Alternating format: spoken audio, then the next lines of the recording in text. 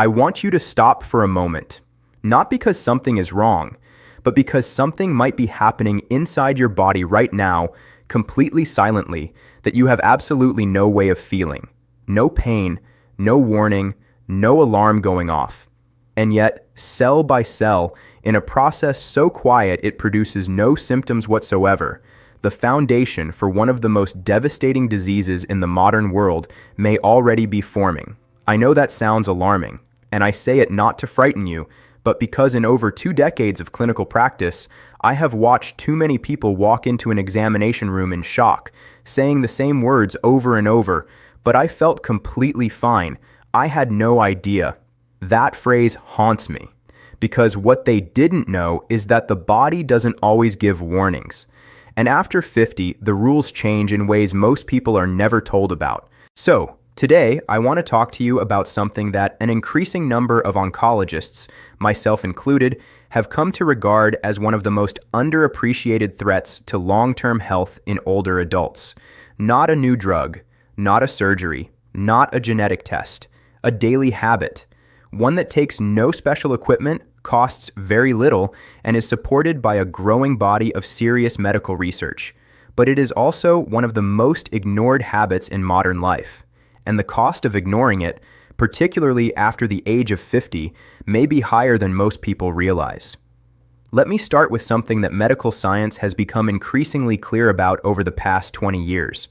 Cancer is not, in most cases, a sudden event. It is a process. A slow, cumulative, deeply biological process that often unfolds over years or even decades before a single abnormal cell is ever detected on a scan or biopsy. And at the very center of that process, in study after study, in laboratory after laboratory, scientists keep finding the same thing: inflammation. Not the inflammation you feel when you twist an ankle or cut your finger. That kind is acute, purposeful, and temporary. The immune system responds, does its job, and retreats. What I am talking about is something different. It is called chronic low-grade inflammation, and it is a fundamentally different animal. It is quiet, it is persistent, and it does not go away on its own once it starts. It simply smolders, day after day, creating a biological environment that researchers have described as a kind of slow fire burning in the tissue.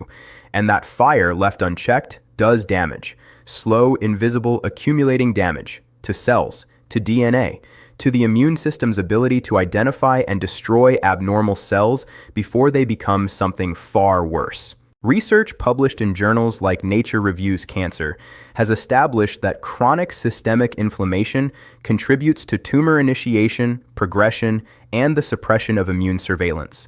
That is not fringe science. That is mainstream oncology. And it raises a question that I think every person over 50 should be asking themselves right now. What am I doing every single day that either feeds that fire or helps put it out? Because here's what changes after 50. The body's relationship with inflammation shifts. The immune system, which spent your younger decades responding aggressively and recovering efficiently, begins to operate differently. There is a term in geroscience, the study of biological aging, called inflammaging. It refers to the low-grade, chronic, pro-inflammatory state that tends to develop naturally with age. As we grow older, levels of certain inflammatory proteins in the blood, molecules like interleukin-6 and C-reactive protein, tend to rise gradually even in people who are otherwise healthy. The immune system becomes, in a sense, more easily triggered and less efficient at resolving inflammation once it starts. This matters enormously for cancer risk because one of the immune system's key functions is what scientists call immunological surveillance, the constant patrol and elimination of cells that have begun to mutate in dangerous directions. Every single day, your immune system finds and destroys cells that could potentially become cancerous. When inflammation is chronically elevated, this process becomes compromised. The surveillance weakens, the response slows, and the environment inside the body becomes more hospitable to the kind of cellular chaos that drives cancer development. This is the biological reality of life after 50, and it is not talked about nearly enough. Now, I want to ask you something honestly. When you woke up this morning, what did you do? Did you move your body? Did you eat something anti-inflammatory? Did you get enough sleep the night before? These are not casual lifestyle questions. They are, from a biological standpoint, deeply relevant to how your immune system is functioning right now. And most people have no idea how directly their daily choices are affecting the inflammatory state of their body in real time. That is what I want to change today, because this is not about perfection. This is about understanding the mechanism. When you understand why something matters at the cellular level, it stops being a vague recommendation and starts being something you actually want to do. If you are finding this conversation valuable, I want to ask a small favor. Please take a moment right now to like this video and subscribe to this channel. The information I share here is built on decades of clinical experience and ongoing research, and it reaches people who need it most through your support, and I would love to know who is watching. Drop a comment below with your age and where you are watching from. I read them. It helps me understand who I am talking to, and it means more than you know. Now let me walk you through what the science actually tells us about the daily habit that oncologists and immunologists are increasingly pointing to as one of the most powerful tools available for reducing cancer risk after 50. And it starts with food, not a supplement, not a protocol, food. Specifically, the consistent daily pattern of eating foods that carry anti-inflammatory compounds recognized by the body at the molecular level. The Mediterranean dietary pattern is perhaps the most studied in this context. Decades of research across multiple countries and populations have shown consistent associations between this style of eating and reduced levels of systemic inflammation. This is not a fad diet. It is a broad nutritional pattern characterized by high intake of vegetables, legumes, whole grains, olive oil, fatty fish, nuts, and fruits, while minimizing ultra-processed foods, refined sugars, and excess red meat. The mechanism is not mysterious. The compounds in these foods, polyphenols in olive oil and berries, omega-3 fatty acids in fatty fish and walnuts, fiber that feeds beneficial gut bacteria, flavonoids in deeply pigmented vegetables. These are biologically active molecules. They interact with cellular signaling pathways. They influence gene expression. They reduce the production of pro-inflammatory cytokines. They are not passive. They are doing something real inside your body every time you eat them. Let me give you a specific example. Extra virgin olive oil contains a compound called oleocanthal. Researchers at the Monell Chemical Senses Center identified that oleocanthal inhibits the same inflammatory enzymes, COX-1 and COX-2, that are targeted by ibuprofen. Not at the same dose, obviously, but the mechanism is real and measurable. Similarly, the omega-3 fatty acids, EPA, and DHA found in fatty fish like salmon and sardines are converted in the body into compounds called resolvins and protectins, which actively help resolve inflammation rather than simply suppressing it. Curcumin, the active compound in turmeric, has been studied extensively for its ability to suppress NF-κB, one of the primary molecular switches that activates the inflammatory cascade. Berries rich in anthocyanins have been shown to reduce oxidative stress markers in blood. These are not folk remedies. These are compounds with documented molecular targets.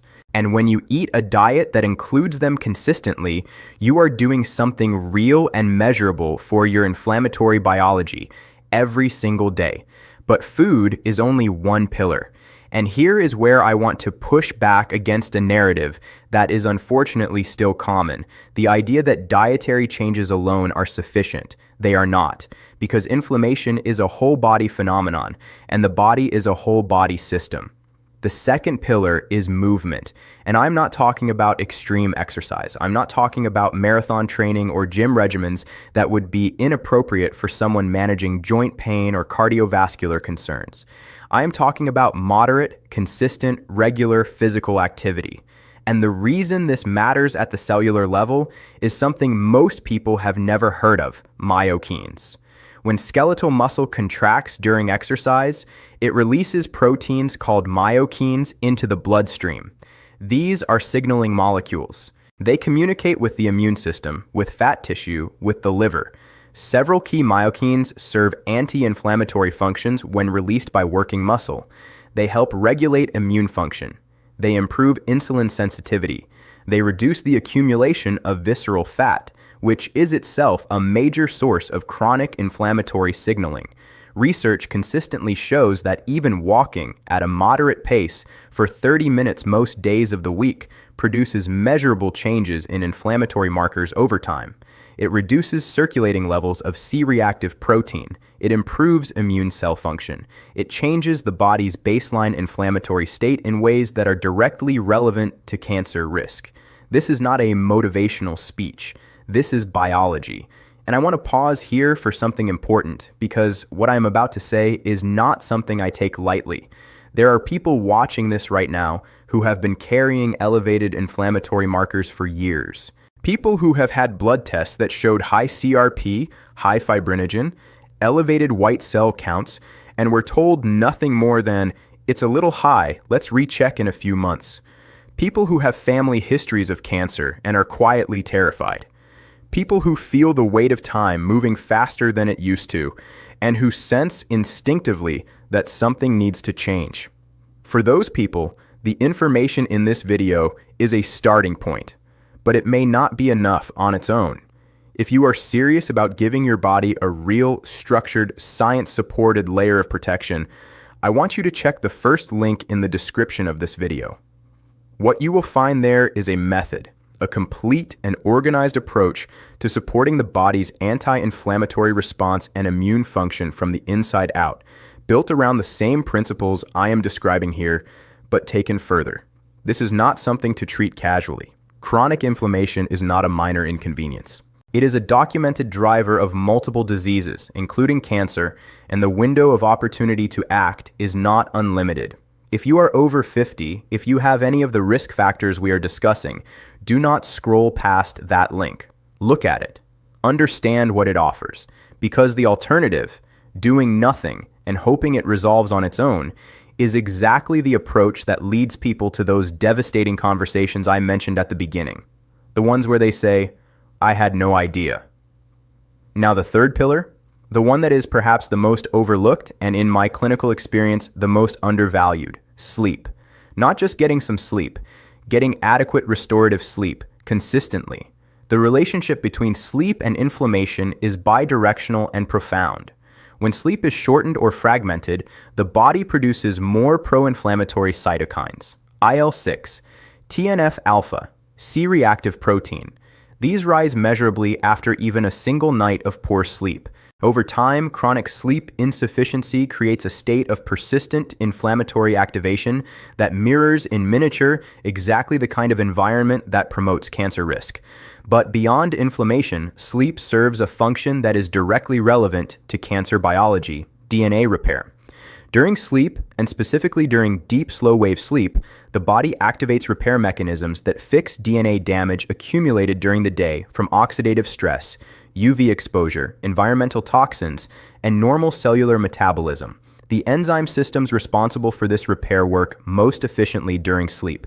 When those hours are cut short, the repair is incomplete. Damage accumulates. And accumulated unrepaired DNA damage is one of the foundational mechanisms of cancer development. 7 to 9 hours of quality sleep per night is not a luxury. After 50, it is a form of molecular maintenance that your body depends on. I also want to talk about something that is harder to quantify but impossible to ignore: chronic psychological stress. The link between chronic stress and inflammation is mediated by the hypothalamic pituitary adrenal axis, the system that regulates cortisol production. When stress is acute and temporary, cortisol is actually anti-inflammatory. It suppresses the immune response as part of the fight or flight mechanism. But when stress is chronic, something counterintuitive happens. The immune system becomes desensitized to cortisol's suppressive signal.